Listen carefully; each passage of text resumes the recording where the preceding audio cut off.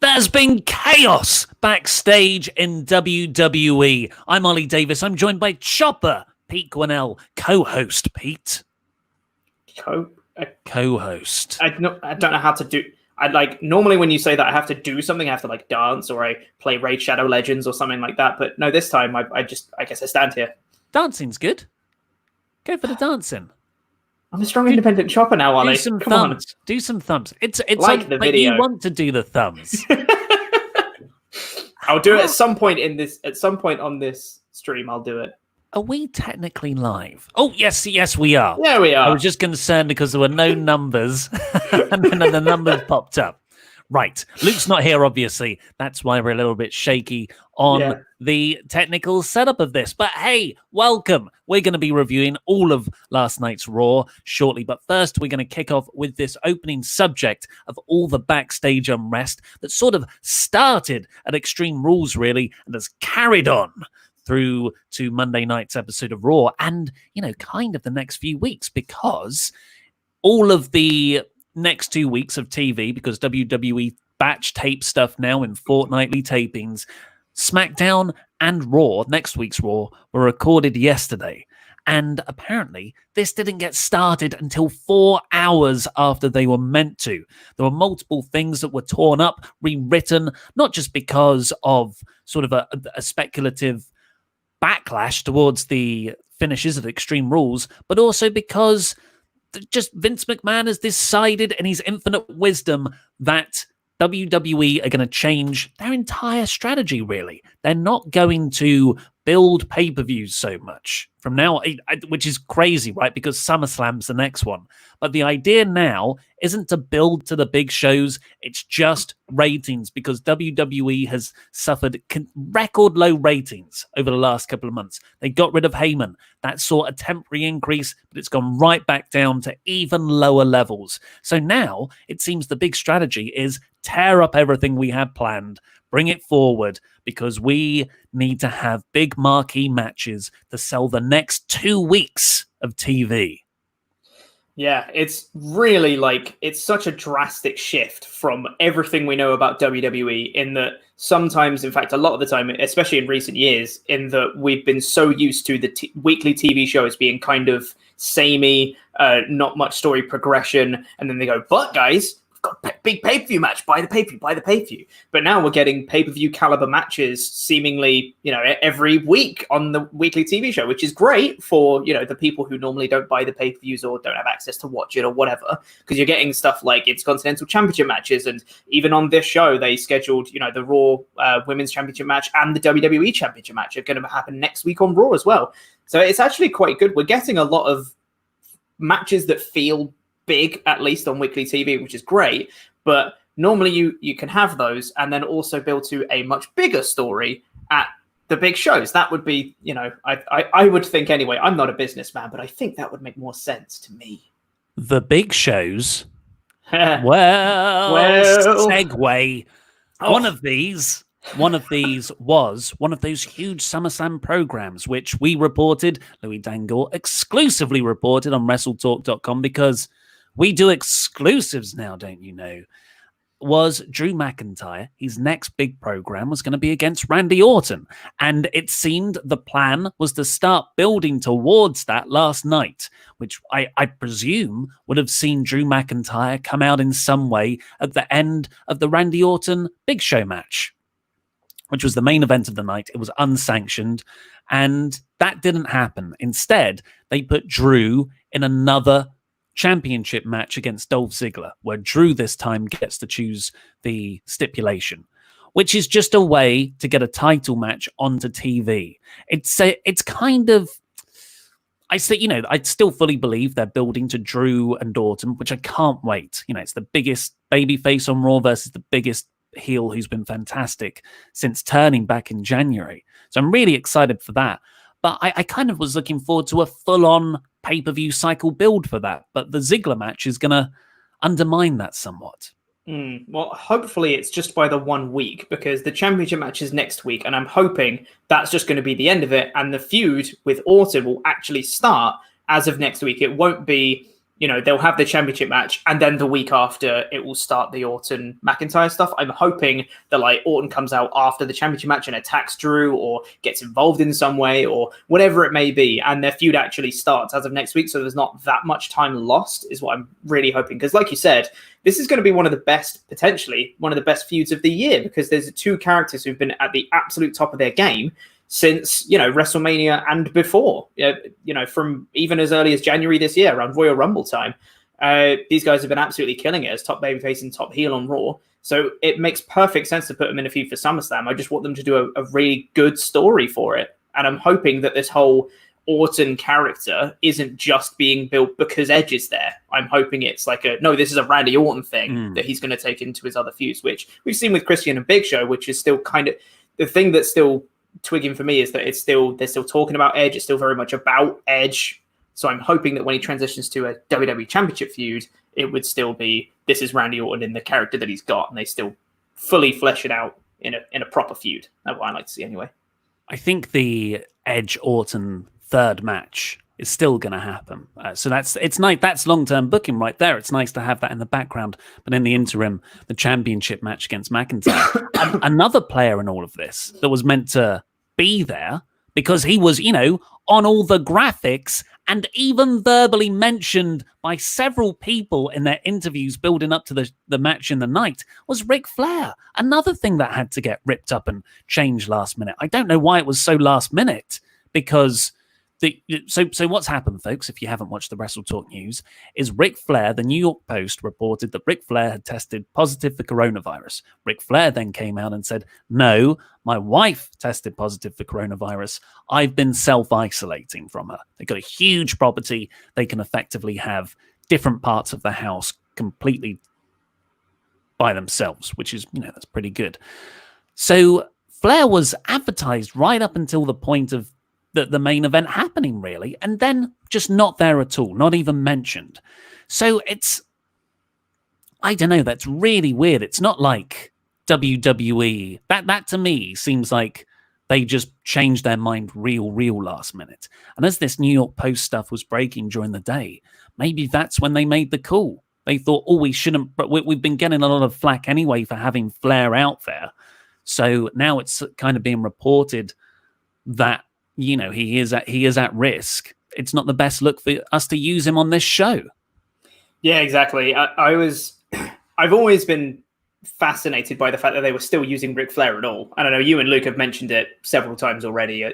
Ever since he came back and did the heel turn and aligned with Orton, it's like, of all people, why are you using Ric Flair? Like it never made any sense to me. So while this might have been a very last minute decision and they still had all the graphics promoting Flair, I, for one, am just happy that he wasn't there. No disrespect to Ric Flair. I just don't want him to be at risk. And if he's already, potentially at risk, potentially contracted it, or living with someone who has contracted it already, then, I just want him to stay as safe as he can be and not out and about, really. And for the rest of the roster, it's part of WWE's guidelines. If you come into contact or live with someone who's self-quarantining, you also must self-quarantine. So it's good that he wasn't there. But I think it really showed in the main event that, I think Orton has consistently had some of the best angles, interviews, matches since his heel turn in January. And I was looking forward to the Big Show versus Randy Orton in 2020. But I found it disappointing. I think they had something more planned. Whether that was, I think they're setting up Orton to turn on Flair. I think that's the use of him here. So maybe they couldn't do that. That's why it felt a bit lackluster. The McIntyre program was meant to start. Maybe that's why it didn't feel as special as I thought it would. Anyway, that's just one little thing that changed. We also had an entire faction that was meant to be relaunched. The 90s faction, the Nation of Domination, which was led by Farouk, back in the day, Ron Simmons, who was weirdly on this show for no reason. So it's one of my favorite parts of the show. Now you know why he was there. It's like, yeah, right. But why not just remove him from TV altogether then? Nation of Domination was sort of a Black Power movement style faction that actually launched the career of The Rock. That's where he first made his name. I don't know I can make my assumptions why they're bringing it back now, considering the larger societal trends. But apparently the plan was for Farouk to kind of create a new nation of domination in this very diverse United States Championship picture. Yeah, I don't know how I feel about that, if I'm honest. I'd much rather it just be MVP's thing, because he's been kind of the front runner and, he's the architect of getting all these people together. And we even saw it on this show. They had a brief chat with Ron Simmons, who said, remember what I said, there's another way or whatever, and then walked off. And then immediately MVP just got another guy to join his little faction. So he's the guy that's been putting over it. I think it would seem kind of cheap to just have Farouk come in and just be like, no, you're mine now. Didn't really sit well with me. Unless MVP is going to build his fantastically called Hurt Business faction. Hurt Business. They don't have members. They have executives. Oh, it's brilliant. Maybe Farouk is going to head up or Ron Simmons is going to head up the babyface side of this, because they are, well, as we saw on this episode, there was a 6-man tag of the Hurt Business, not Ron Simmons, MVP, Bobby Lashley, new member Shelton Benjamin, versus the team of Ricochet, Cedric Alexander, and the moving over from SmackDown, Mustafa Ali. Yeah, and I really like the pairing of Cedric, Ricochet, and Ali, simply because they have a ton of history together. I don't know if they should join like an actual faction, though. I feel like they should just be, we're friends who are helping each other out because there's 3 of us attacking us, so we're kind of forced together to battle this evil, and we're friends, we'll help each other out. I don't know if I want to get into proper faction warfare territory, because we also got, Zelina's gang of sexy men. We've got Seth with his, with Monday Night Messiahs. Yep, that one with Buddy and Austin Theory, who is around, ? Yeah, and then we're going to... And AOP, technically, yes. And then we could potentially have, Hurt Business and New Nation of Domination on top of that. I feel like it might just get a bit samey. Don't get me wrong, I love factions. I think they're great, but I think the WWE way of doing things is that if you're in a faction, you can only have that entire faction in the segment, and that's it. They can't still be singles guys on top of that. So I don't trust WWE to do it right. More factions. I say more factions. Of course, also as a part of all of this, no Apollo Crews. He's still out injured.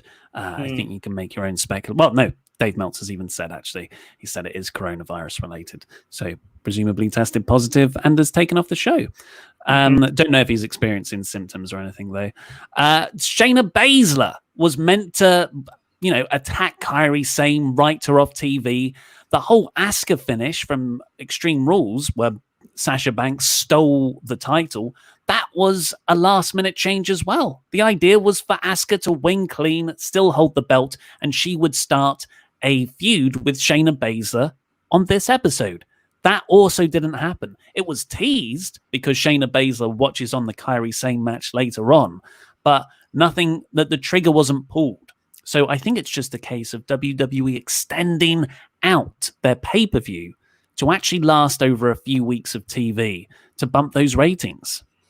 Yeah, that's entirely what it is, yeah. And it's very clear that they said, right, we're still going to keep all these plates spinning. We're still going to eventually end up at the same place, but we're just going to do really kind of basic things to keep the feuds going. So it's like, well, Shayna's just going to watch TV. She's not going to get involved or anything. She's just going to watch TV in the back and like, well, we're not going to do the Nation of Domination thing yet, but Ron Simmons will be there and he'll say something. He can chat with Viking Raiders. Sure, that'll do. So I think that it's very clear to see what they were going to do, and they've just gone, we'll just put them here.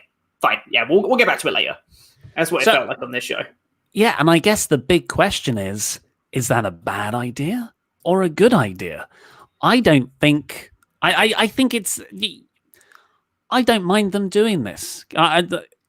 SummerSlam is 4 or 5 weeks away. You've still got a lot of time to build. And to be honest, the ratings are in the toilet.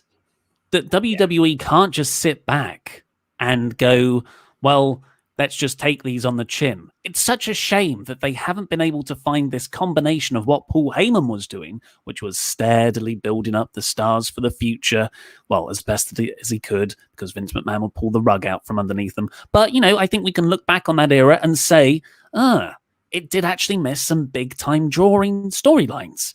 Whereas now they've gone too much the other way. It's Ric Flair, it's Big Show, it's Randy Orton, it's Christian. So, and the guys that are meant to be the future are getting lost in the shuffle. So yeah, for me, I think I don't mind them doing this. I actually think it's quite smart. Yeah, I'm in agreement with you. I think, especially when you have these kind of no fans shows or, the NXT talent as the crowds, you need to make the shows as exciting as you can, really, because I think a lot of people are being put off by, just the environment of being in the performance center. So I think having, big title matches and having, stars that people recognize, it is going to help them, I hope, anyway, because I do want their ratings to increase. Might seem anti-WWE sometimes, but I do want them to do well. So I think having these title matches, having consistent, you've got this thing to look forward to next week, is always going to be a good thing, because occasionally, like we've seen in the past when they had the fan shows, the stories could get quite repetitive when, the stories never really seem to progress too much from week to week. I think having more short-term kind of short bursts of here's this championship, here's this championship over here, you can look forward to this story next week, this is the number one contenders match kind of thing. I'm like, yeah, cool. I'm all for big matches all the time. Let's see what you guys thought in the super chats. Get those in, because we will read out every single one on this episode. But a few for now. Bacon Rasher says, do you think Seth will get more in his faction with MVP now building one? Also, Pete, with all the chaos at tapings, did WWE put on a decent show? I thought 3 out of 5 high. Not agreeing with Ollie for a change. I went ever so slightly higher than Ollie for my rating. I thought it was a high 2 out of 5. It was just shy of being like an average show, because it felt a little bit pedestrian, but it was slightly higher than your just 2 out of 5. A lot of people were like, how dare you give Extreme Rules 4 out of 5 yesterday? And, I was wondering, I wonder what they gave it then. 3 out of 5. Is it worth arguing? How dare you? It's a 2 out of 5 show. Oh, okay, there's only 2 points in it then. But yes, Seth, I would like, I'd like to see the members of his faction return first. I'd like to see a kind of full-on Monday Night Messiah with Theory, with AOP, with Murphy, before he adds any others. FM, more like Suzuki Goon backstage at WWE Raw. Hey, New Japan jokes. We got them. Very nice. We watch wrestling too. Tip to FM. Jobber JJ 496. Shout out to the NXT guy who shouted eye for an eye for the WWE Championship match stipulation. Oh, what a beautiful man. I highly suspect, I'm going to talk about it later because we've got a thing later, but let's talk about it now. Let's talk about this let's just now. do it now. This guy is the freaking hero of the episode. He made me laugh so much twice. It was so good. As he came in, there was one part where Drew and Dolph were talking about the stipulation that Drew could be picking for next week for the championship match. And one of the guys in the crowd just shouted out, eye for an eye, which was brilliant because even your own NXT talent are mocking your booking, which was great. Also, something that I noticed that 2 people did on this show, which was Dolph Ziggler and Stephanie McMahon, both called it the horror show Extreme Rules, specifically saying like, oh yeah, that was a horror show, wasn't it? And like Dolph was being like, yeah, when it was at the horror show Extreme Rules, they didn't use the at, which is the branding. Come on, guys. When it's written that clunkily, in a way that no human would ever speak, when you write stuff for SEO, yeah, that the performers are going to have a hard time pronouncing it. That is true, yeah. And then there was another time when it was Orton and Big Show in the main event, right after Orton, spoilers, won the match, and he punted Big Show afterwards. As again, probably the same guy, just shout out, just like, take his eye! Which is just, he's the best. And for those of you who've been watching the SmackDown reviews on Saturdays, you'll know that this is not the first time that people in the crowd have been heckling the WWE product. There was one guy who, I'm actually going to play him now. They've been the SmackDown highlights of the week over there. There was one guy who, after AJ Styles hit a Styles Clash on Drew Gulak, he was not a fan of AJ. which is amazing. I love it. What was that? And you suck, AJ. Yeah. You suck, AJ. Yeah, it was amazing. But I think probably even better was from the last week's show on A Moment of Bliss when Alexa Bliss let down Nikki Cross and said, sorry, you're not my special guest for A Moment of Bliss this week. Someone wasn't very happy about it. You are not my special mystery guest tonight. Are you nuts? Are you nuts? Are you nuts? Funnily enough, that was edited out of the YouTube version of that. Don't think they were very happy. Oh, man. Magic. I love beautiful. that. Yeah, so that's all listen out for him in all of WWE's shows now. Because they need to main event SummerSlam, as far as I'm concerned. We will get to all of your super chats later on, but now, before we do the full play-by-play recap of Raw, that's a new T-shirt. That's a new T-shirt right there. It says Dropkick Coronavirus. Right there. Yeah, I'm wearing one. It's gonna be weird for podcast listeners, but it's right there. And yes, that is, I believe, is that Adam Maxted? Doing the drop kick? Yes. On Rampage Brown. Oh, our friends. Our best friends. Best friends. Rampage Brown beat us up. So did Adam Maxted. Yeah, but at least Maxted kind of worked it a bit. Rampage probably just clobbered us. Yeah, that was some hard chops we took. God. Yeah. So that's our new T-shirt. If you want to Dropkick Coronavirus, go over to WrestleTalkMerch.com. Links in the video description below and get your T-shirt. There's loads of fantastic designs over there. We'll end up launching AEW soon, the amount of T-shirts we're producing. So Raw opened with a recap of the Eye for an Eye angle, Extreme Rules on Sunday. I don't consider that the main event storyline on Raw right now. I think the women's division stuff is. I thought that would have been a better recap, but I think WWE, it got them a lot of press because it's a good headline to run with. It's a sexy sort of thumbnail image you can make that everyone, sort of mainstream news outlets picked it up as a sort of grotesque, look at this article. So yeah, I think they opened with that, and that's probably the right move. It's still rubbish though, watching it back. It's totally. Like, sure, it got a lot of mainstream attention, but that mainstream attention was kind of, wow, look how stupid wrestling is. Which I did. There's the old adage of all publicity is good publicity. I don't particularly agree. Nope, I think it was kind of dumb. Not a hot take, I don't think, to say that. Yeah, and I think like you said, the press they got was pretty overwhelmingly negative. And even though people are searching for Rey Mysterio now, I'm sure there was loads more Google searches for that. That's not really going to translate into people continuing to watch a weekly product, I wouldn't think. Yeah, we'll see when the ratings come out, but I'm not optimistic, but I hope I'm wrong. Or maybe not, because that means they'll just do more stuff like this. Anyway, that's Seth true. Comes out. He cuts people keep ragging on this character. I love Seth's character. I love his promo work. I really liked how he said, look, this is what you all wanted. You wanted me to become the savior of Monday Night Raw, and this is what I'm doing. So I had to get rid of Rey, and now I can form Raw in my own image.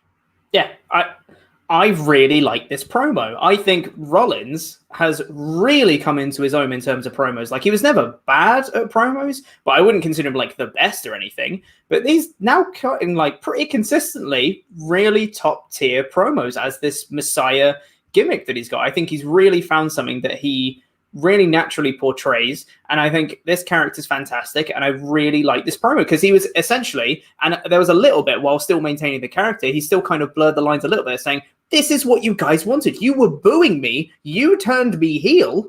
It was you fans were booing and turned me heel. Now I'm heel, and you're still booing me. Come on, this is what you guys wanted. It was really effective in what it set out to do. And him wanting to build Raw in his own image is perfect for him. It's great character motivation. It's just, what's wrong with it? I don't know. It's great. Yeah, I just think people don't like the sort of cult style. They find it a bit hokey. I for one, really like it though. This brought Aleister Black as kind of the guy who was going to stand up for Raw, and they had a pretty decent match where Black's arm was worked over initially. His left arm, his right arm, that you think, okay, I know this story. Seth's going to win pretty easily now, but actually, Black just hit a black mass on Seth, almost won it at one point until Murphy ran in, but there was no DQ there because Murphy didn't touch him. So, and then like Aleister really took it to Rollins. I thought Black looked really, really strong. So it's a bit unfortunate that Seth ended up just beating him eventually, and then Murphy and Seth beat up Black afterwards. Yeah, and it was not a small beatdown either. It went on for quite a bit, and they absolutely annihilated him afterwards. And it was just like, it wasn't a weak finish because it was a stomp and a pin, but it was just like, he just kind of did like an arm twist to get him to the ground, did the stomp, and it was a slow pin as well to get over to Black. Took a while to cover him, pinned him, and then, he got beat down pretty bad afterwards. Like, went down and took his arm apart, beating him on the outside for a bit, just throwing his arm into the ring post, took apart the table, the top bit of the table, stamped his arm on that. Like, it was good character work from Rollins, just being like, who's here to save you? I'm your savior. The only person that's here is the Messiah. And then, like, stomped on his arm, which was nice. But, like, yeah, he was doing really well in the match. And then they just went like, and stop. Yeah, well, that line, I'm glad you picked up on it, the who's here to save you. That jarred with me because when that happened, and Meltzer has said the same thing in his review, like, you're like, oh, okay, well, the 2-3 months of story that I've just watched of Seth versus Ray, there are people to save him. Humberto Carrillo's going to come out. Literally last week, Kevin Owens was all up in their corner. Dominic, a huge part of the Ray feud, has been trying to get his revenge on Seth Rollins. So that line of who's here to save you now is a setup line for someone to come in to save him. But no one came out. And it just... It undermined the overall feud because you're like, oh, okay, well, I was kind of invested in all of these people going after Seth. But where's Kevin Owens? Where's Dominic? Carrillo might, you could explain away as kayfabe injured, but KO should have been down there right away. Yeah, exactly. It potentially exposed. This is pure speculation on my part, but like, it really kind of exposed that maybe they had something else planned, and they had that line in there originally and just didn't take it out. And they had someone coming to save Black, but they just left the line in because it sounded cool for Seth to do. But it did kind of just mess up the story a little bit. Like you said, it was a last minute decision, so entirety of Raw being rewritten. So it's very possible that something small like that could just slip through the cracks. Yeah, I definitely agree. After that, we got Farouk, the first sighting of a random Farouk backstage. He's talking to MVP and Lashley. Then R-Truth rocks up and holding a frying pan because he's wacky. And Shelton Benjamin pinned him to become the new 24/7 champion and join their faction. Yeah, which is good, I think. I'd rather that Shelton just joined, I think. I don't think him being 24/7 champion matters or means anything. No. I think it would be better almost if he beat up R-Truth and then said, don't need the title, and just like part it off and then just joined and said, no, I'm better than that actually. Because I think the 24/7 title has been very much treated as a comedy joke belt. And for them to legitimately want to win it makes them look like jokes. So I'd much rather that Shelton said, I'm kind of past it now. I'm much better than this. I'm going to join the Hurt Business, who actually wants to do real wrestling for the US title and the WWE Championship. Yeah, I'll go with them instead, and just I'll leave you alone now. I think that would have been more effective, but I still do like the addition of Shelton Benjamin to the team, though, to Hurt Business. Yeah, it's like if Benjamin was added as a serious competitor, then you'd be like, oh, yeah, a revamp of Shelton Benjamin. But him joining with the 24/7 title reminds me of this.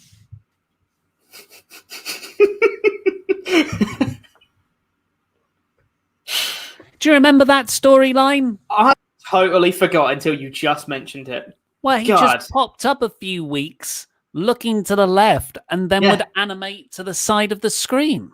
Yeah, and then they never followed it again. I don't understand. Speaking of never following up again, What I was going to do the that. SmackDown Hackers storyline? I'm the segue king here, Chopper. God damn it. You can take this description away, though. Yeah, so yeah, it came out afterwards with the three of them now, with MVP with his new US title, with Bobby Lashley, and now with Shelton Benjamin. It all came out, and he was saying, I'm still the US champ. I'm the best. We're the Hurt Business. Got a new executive. We're awesome. And then Cedric Alexander and Ricochet came out, had some not great lines, a bit of WWE comedy thrown in. It wasn't great. But then they said, MVP was just like, well, you know what? We'll do a tag match. There's two of you. Pick whichever two of us you want to face and we'll get this over with. And they said, no, we've actually got a third man. It's not Apollo, still recovering from injury. But they said, yeah, we've got someone else. It's actually Mustafa Ali, who came out. And I was like, oh, he's not the hacker then, is he? I was like, oh, it's great to see him. Oh, no. Could be. Could still be. I get the feeling that they've just dropped it, though. Yeah. And that would be unfortunate. But it led into a 6-man tag for this one, which was Cedric gets worked over, Ricochet gets worked over, Mustafa gets the hot tag, Mustafa wins. Highlight of the match for me, though, Mustafa Ali's suicide dive torpedo of awesomeness. God, it was great. It was Bobby Lashley on the outside, Cedric and Ricochet both go out. Lashley catches both of them in like chokeslam positions and trying to wrestle them. And the camera work was fantastic because it was just on Lashley and these two like wrestling together. And then Mustafa Ali from out the side of the shot, like the speed of a bullet, just straight into Bobby Lashley and knocked him straight over the commentary table. I thought it was amazing. Looks so cool. That is the dive of someone who's been charging up for 7 months. This is Ali's first match this year. Yeah, it's insane, isn't it? Which means it's his first match in 4 years in lockdown time. That's true, yeah. It's and then Ali got the win, like you said, over MVP. I imagine there is going to be some kind of feud building there. I love Ali. I'm so glad to see him on TV. But this whole sort of division that's happened around the United States title, I don't know how I feel about it. Because, it's very diverse. But then is it? Because what you've essentially done is just put all of your sort of minority wrestlers in one division. And I said in my review, I quite like the poetic nature of that because they're feuding over the United States title. It feels very topical right now. But that hasn't really played into anything. But it's just, it's such an odd thing to do looking at the whole show where you would put everyone into one storyline effectively. That I've got to think it's building to some kind of racially motivated payoff, which I guess would be the relaunch of the Nation of Domination as has been reported.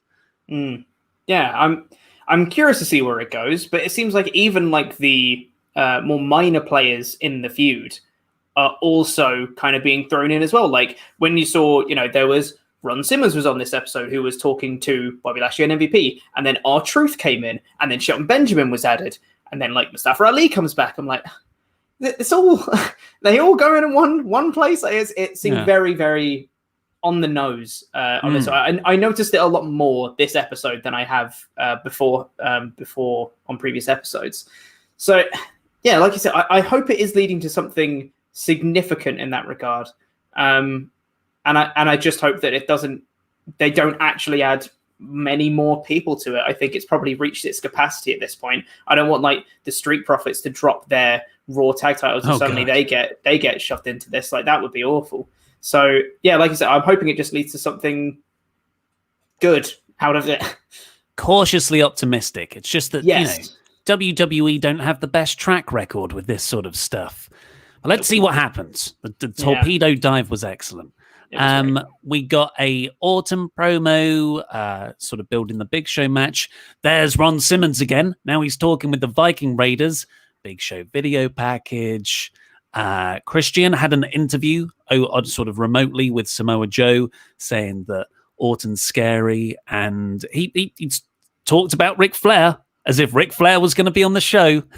Yeah, it's so weird, and they did a very serious voice for this one because I just don't think I'm ever going to be the same again, or just he's just so sadistic for everything he does. How many times, I'd like to see a counter, by the way, how many times can people describe Randy Orton as sadistic on this show? It felt like every single person, I think Big Show said it 3 times in his promo that he did. It's absurd. Use other words, WWE. Find a thesaurus. It's sadistic.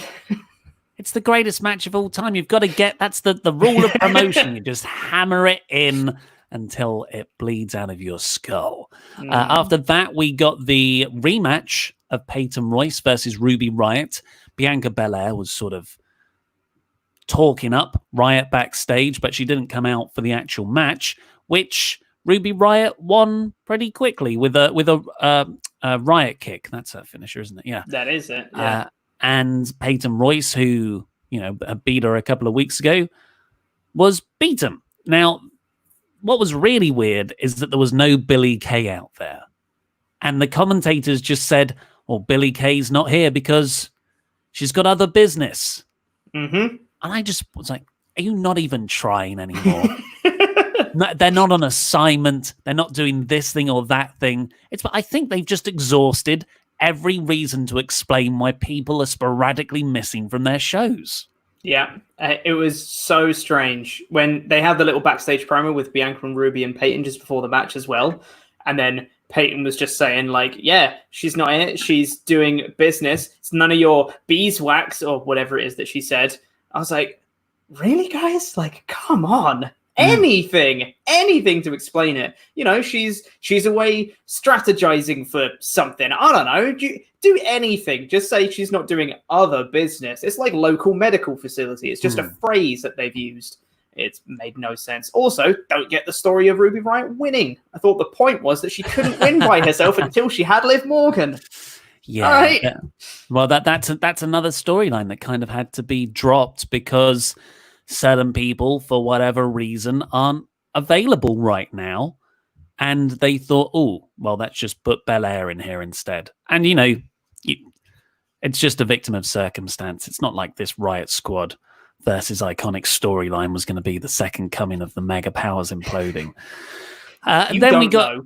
Well, yeah. I could have been proved wrong. After that, we got the Street Profits in a non-title match, I believe, against Andrade and Angel Garza. This was something that's been built up, but I found myself, apart from Montez Ford's winning Frog Splash, which was incredible, I found myself feeling this was a bit of a waste of 2 teams in a match. Yeah, totally. I thought this was a fine match, nothing too spectacular, which is a shame when you're looking at Angel Garza, Andrade, and the Street Profits, who are all really, really good. And yeah, it just kind of ended as well. It was kind of sudden. There was just, Montez hit his fantastic Frog Splash, and they just won clean. No Garza and Andrade dissension, no Zelina interference kind of thing. It was just, they just won. Which I guess is good for the Raw Tag Champs to win, but this felt like this was built up a lot to be something more. And then they tried to redeem it later on with, Zelina backstage saying, what's going on with you guys? I need to always look after you two. It's like, well, that didn't happen in the match. They just lost. They didn't. Yeah. There was no dissension. There was no tension. And they said they had to prove they were on the same page or whatever. So it was like they were telling a story that wasn't there. Yeah, they've really been dismantled as an act over the last month, just being used as fodder in the Big Show Orton stuff, which is such a shame because they're bloody excellent and they could be something really, really cool. And just, you look at Raw's tag division now. Who is there? Yeah, literally. You've got the Street Profits, who are the champions. They've, their stuff with the Viking Raiders is done. I've got no interest in a Garza Andrade match again because they were just beaten really easily here. That's it. I guess you've got Alexander and Ricochet, but they've not been protected. Is there anyone else? I can't think of a single other tag team that's active. Yeah, no, I think you might be right with that one.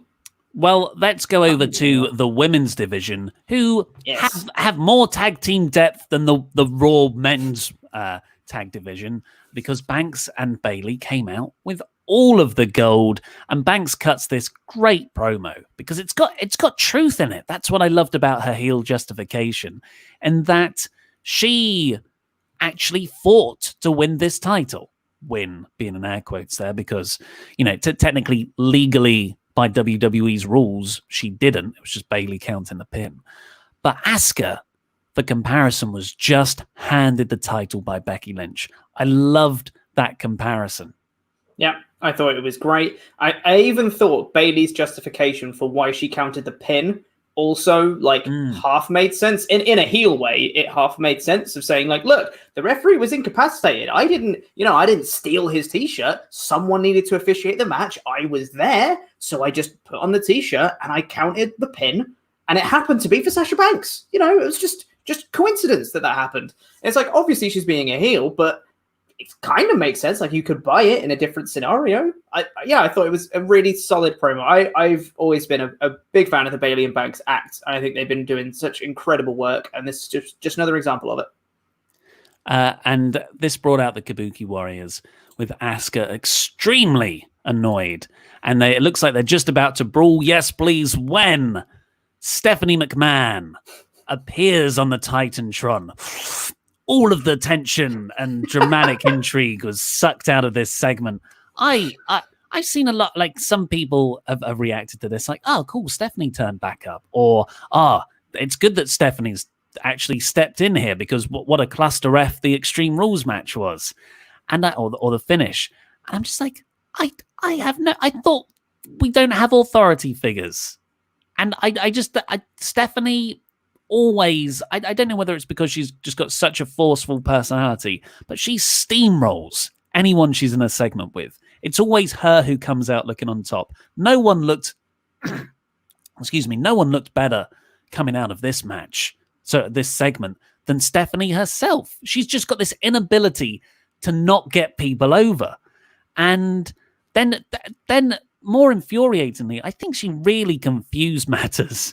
And what was already quite confusing. WWE should be standing by Asuka. That is Asuka's championship. Sasha Banks should be holding the belt hostage. That's where the heat comes from, right? That makes Asuka seem cool, and it makes Banks seem dastardly, but also a little bit cool. And I want to see them fight so Asuka can get her title back. But Stephanie says, no, you aren't the champion, Asuka, because you didn't win the match. Which just doesn't make any sense. Literally does not make any sense. Because like you said, Banks got a visual pin. How many times have people got visual pins in matches before and they don't win the match?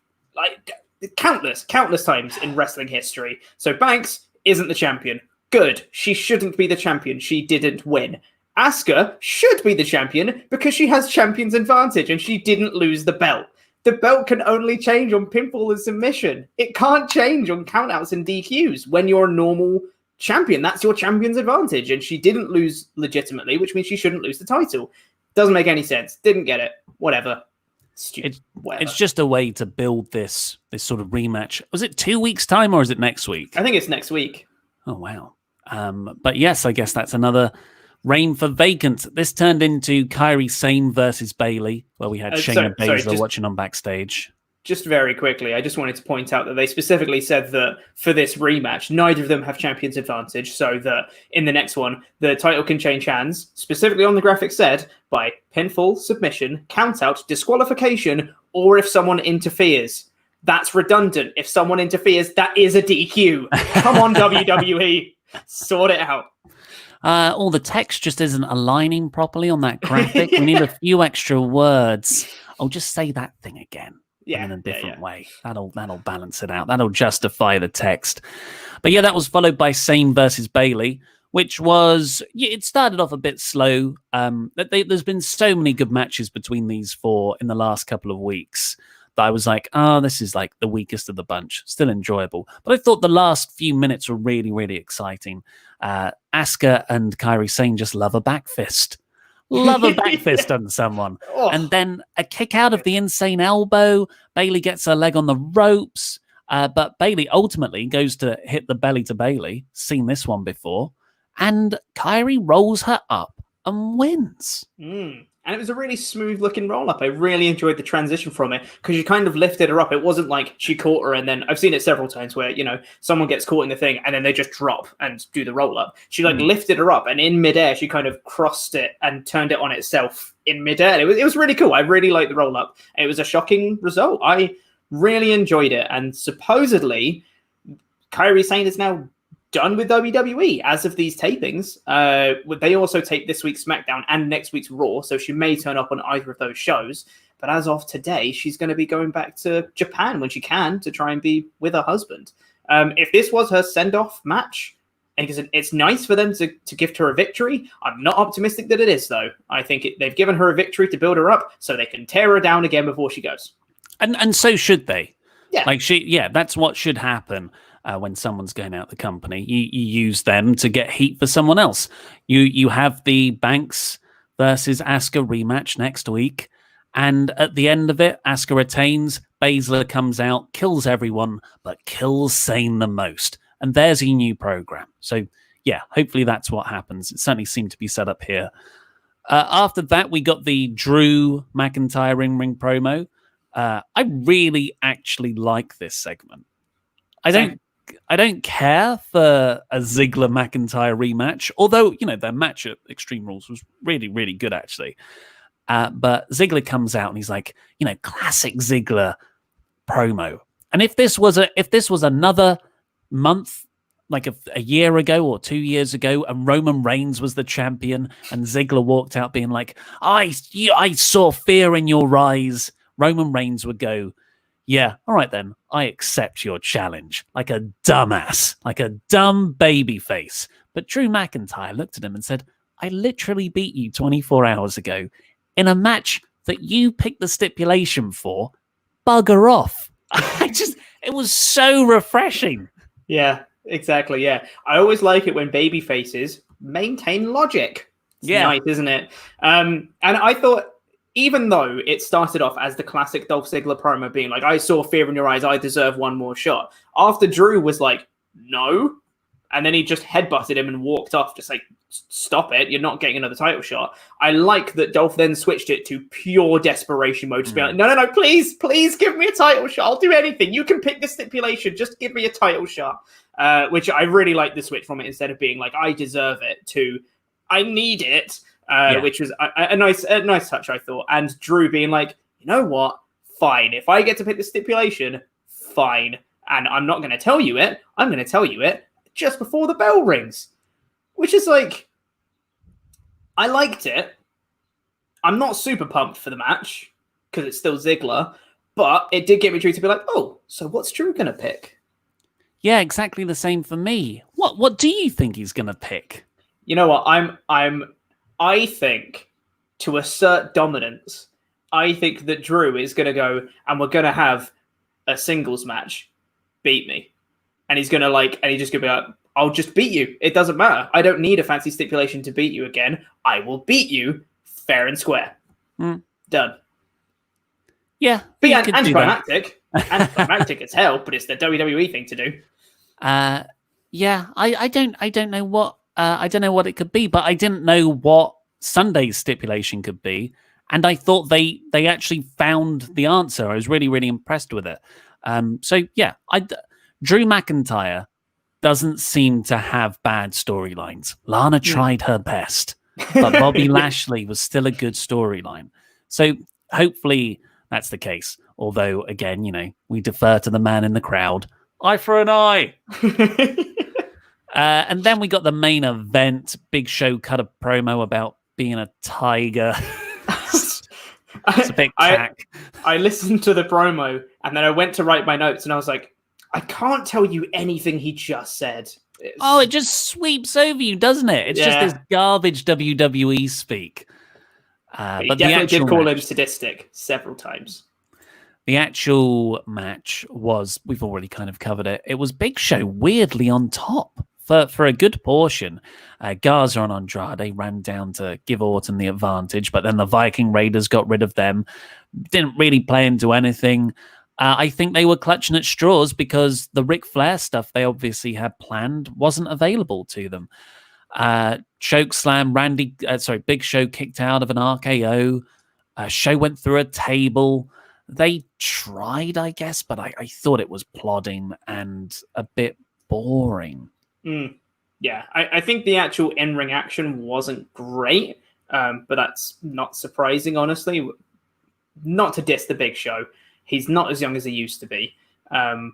Still, massive respect for the guy, but I don't think it was quite the same caliber of some of the Orton Edge matches we've seen. And even the Christian match was kept to an angle more than anything else. And I think this should have maybe gone down a similar vein.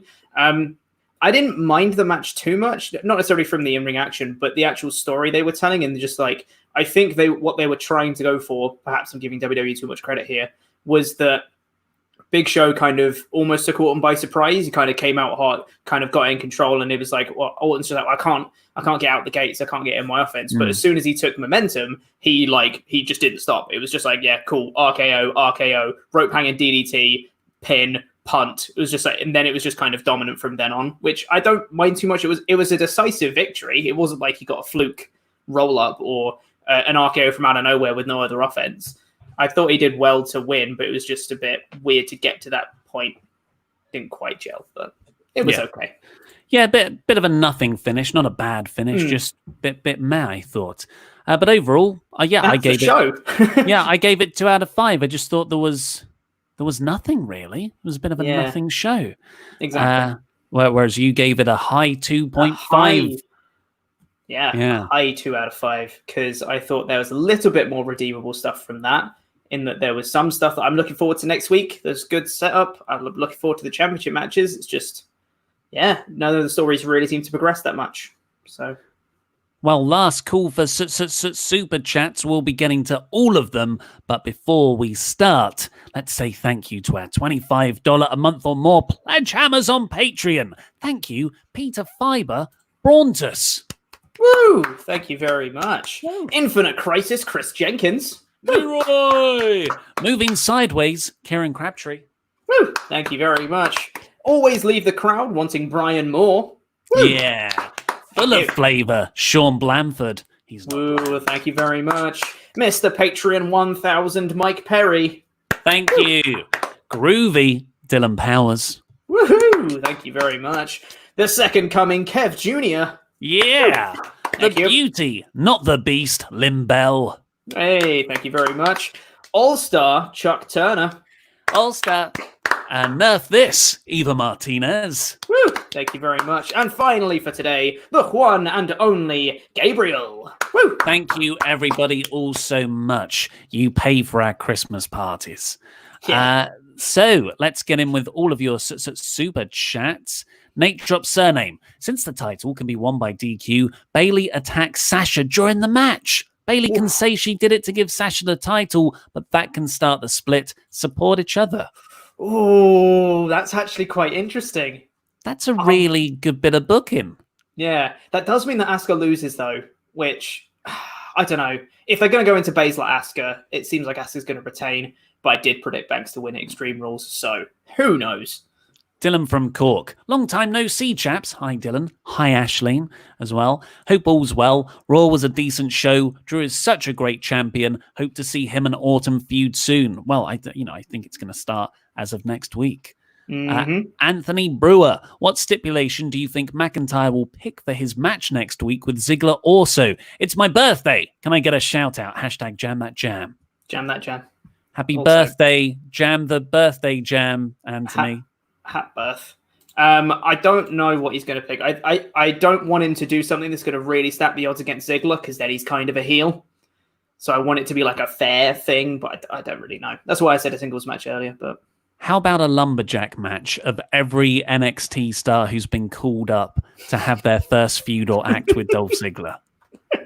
There's a bit of Ghosts of Ziggler past. E-Jam King. Hey guys, great content as usual. Thank you. Off topic, but does anyone remember Otis is Mr. Money in the Bank? I forgot to. Who does he cash in on? Drew, Braun, Fiend, or does he cash in on a women's belt and gift Mandy Rose a title? I think any of those are reasonable, honestly. I don't know what's happening with Otis. when he does cash in, I don't think it's going to be anytime soon. I think they're going to hold on to that, and then they're going to destroy Otis as a character. No one's going to care anymore, and then they'll be like, "Look, guys, Otis has cashed in," and we'll be like, "Oh yeah, that was like last year." Mate. Valab Mamadipudi. Oh wow, the NXT guy in the crowd is the closest thing to a real crowd of one in WWE since the COVID era started. What a guy! Interview him, Dan Gore. Well, I can tell you, Louis is actually a big fan of his work. Black Adam.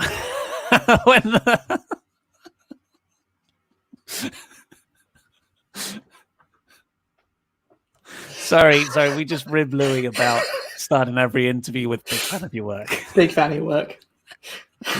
But he's great, and he genuinely does love everybody. Black Adam, when the heckler got Seth to laugh in the middle of his promo, I almost died. Seth was like, Rey Mysterio, can't see out of his eye. I didn't hear that heckle. I didn't hear that bit. Is it the same guy? Oh, what? Reveal yourself. I have a feeling. My this is pure speculation on my part. My theory is that it's Rick Boogs. He seems like the kind of guy that would do it. Yeah, Nate dropped surname. I said on the Twitter that Black will now return to face Seth in an arm-for-an-arm match. Gonna be Seth's gimmick from now, targeting body parts. Yeah, and eventually it will just get to a head-for-a-head match, and someone will just get decapitated to win. Yeah, to get ahead in the division. If Seth wore a sort of necklace of all the dismembered body parts that he collected, that could be cool. House of Fury. Hurt Business is Beatdown Clan version 2. Yes, Beatdown Clan was awesome. Bringer of VAR. I got so bored watching Raw last night. I genuinely can't wait for Impact tonight. Slammiversary was fantastic. Rock on emoji. First time super chat, by the way. Thank you, Bringer of VAR. I hope I said your name right. Yeah, I agree. I am also looking forward to reading the spoilers of Impact tomorrow morning. Yeah, I just don't have the time. There's so much wrestling. I'll definitely watch the clips. Loved the start of BTE this week. If you haven't already, have you watched it? I've seen what happens. I haven't seen it. So funny. They do a flashback when the Bucks met with Gallows and Anderson, but really it was filmed, very recently. Totally. And they just talk. Gallows and Anderson just talk how excited they are about joining WWE. It is fantastic. And they're like, these guys are going to launch a promotion? What are they talking about? And like Luke Gallows, so funny. He's like, that there are two guys called Paul in that company I really want to work for. And Carl Anderson sits back and says, you want to tag with Triple H? I respect that, man. It's just really good. And Nate drops surname. How cool would FTRKO be in this story instead of Andrade and Angel coming down? So glad FTR went to AEW, though. Yeah, FTRKO was fantastic. It's a shame they cut it off after, 2 weeks? 3 weeks? Yeah. Wasn't very long, was it? We got some WWE-related super chats now.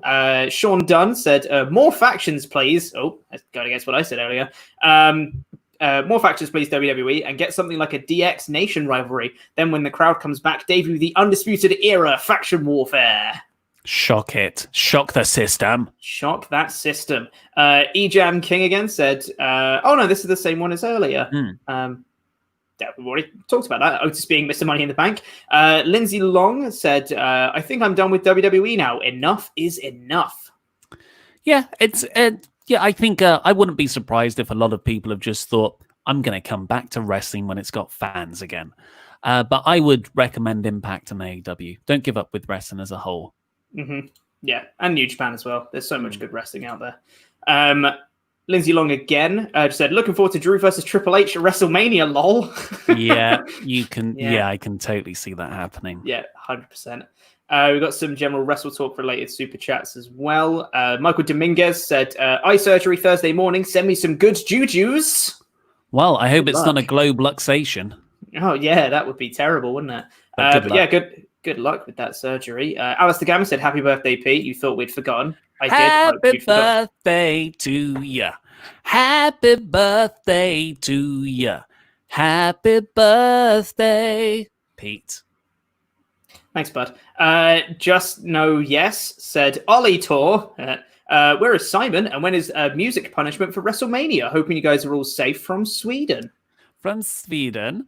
So housemate Simon is working in another job now. Don't worry, it's all cool. But he's just gone elsewhere. And music punishment for WrestleMania was actually me doing the AJ Lee dance. We combined them both. So, but looks like Andy's in the last place at the moment, which is quite rare for him in Wrestle League. Mm-hmm. Yeah, that's on WrestleTalk Clips, I believe. The AJ Lee dance. If you want to go watch it, it's over there.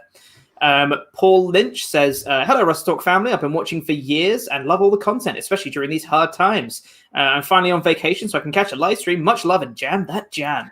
Jam that jam, Paul. Thank you very much, Paul. Bobby Watson said, shout out from Sydney, Australia. I love Married at First Sight Australia. It's my new thing. I don't want The Wire. I don't want Breaking Bad anymore. I don't want The Plot Against America or any of your HBO gubbins. Give me very pretty people falling in love and then those relationships combusting in the most exploitative way possible with funny accents. Yes, perfect. I need to read this name out. Lino Tapapa Delgado. Yep. Said, here's $5 just because. Thank you. Thanks, bud. We got Miss Belinda 70 donated without a message. Thank you very much. And one last minute super chat from Jobber JJ said NXT guy needs to tell Todd Grisham that TNA is better than WWE. Are you familiar with that meme? I don't think I am. Oh, back in the old. Wasn't that when someone called in on the show? Yeah. I've heard you. How does it feel that TNA is better than WWE? And Todd just gets really annoyed. It's very funny. Yeah. And one just come in. Azo Smith, does Bayley by default have the best reign as SmackDown Women's Champion? Yes. Yeah, I guess so. I can't think of many better. Yeah. Yeah, because everyone else is kind of undermined at points. So definitely. Right, well, that's all we've got time for on today's show. Thank you, everyone who super chatted in and everyone who joined us here on the live stream. Go over and get your Dropkick Coronavirus t-shirt at WrestleTalkMerch.com. It really helps support us if you buy one of our shirts. There's loads of other WrestleTalk stuff on there and parts of unknown stuff. And also, go and watch the WrestleTalk news from earlier today and go over to WrestleTalk Clips, where you can watch our live reactions from Extreme Rules itself. Oh, it's a horror show. But for now, I've been Ollie Davis. This has been Chopper Pete Gunnell, and that was wrestling. Bye. Bye.